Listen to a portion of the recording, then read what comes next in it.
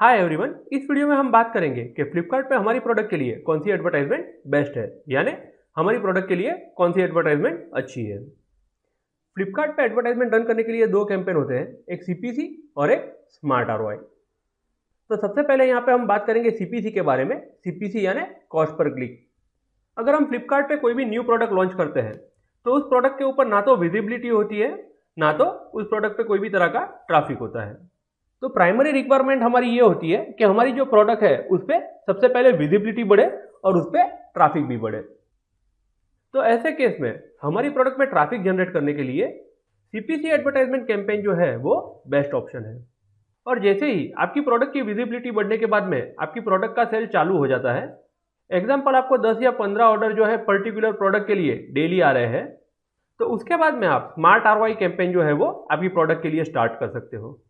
Smart ROI यानी smart return on investment.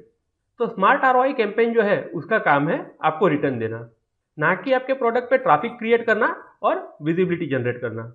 अगर आप न्यू प्रोडक्ट लॉन्चिंग के साथ में ही स्मार्ट आरओआई कैंपेन जो है उसे लॉन्च कर देते हो तो आपका पैसा भी वेस्ट होगा और आपकी एक्सपेक्टेशन है उस हिसाब से आपको सेल भी नहीं आएगा। स्मार्ट आरओआई कैंपेन जो है वो अगर आपकी प्रोडक्ट पे विजिबिलिटी है, आपकी प्रोडक्ट पे ट्रैफिक है और आपके प्रोडक्ट के जो है कुछ रिव्यूज आए हुए हैं, तभी स्मार्ट आरओआई कैंपेन जो है वो कंप्लीटली वर्क करता है।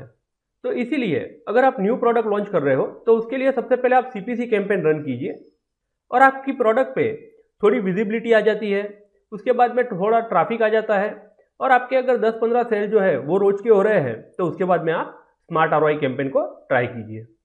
और स्मार्ट आरओआई कैंपेन में हिस्टोरिकल आरओआई में आपको मिनिमम टू मैक्सिमम आरओआई दिखता है। तो आपकी प्रोडक्ट की कैटेगरी के लिए हिस्टोरिकल आरओआई के हिसाब से जो भी आरओआई सेट हो रहा है उसे ही आप आपके प्रोडक्ट के लिए ट्राई कीजिए। बहुत बार स्मार्ट आरओआई में भी ऐसा होता है। एग्जाम्पल, मैंने टोटल बजट जो है वो स्मार्ट आरओआई के लिए 5000 रुपीज़ का कर दिया और मैंने एक्सपेक्टेड आरओआई है वो 8 टाइम कर दिया।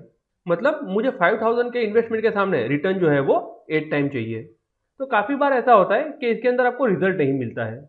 तो इस समय पे आपने एक्सपेक्टेड आरओआई जो 8 टाइम किया है उसे 50 to 60% रिड्यूस कर दीजिए।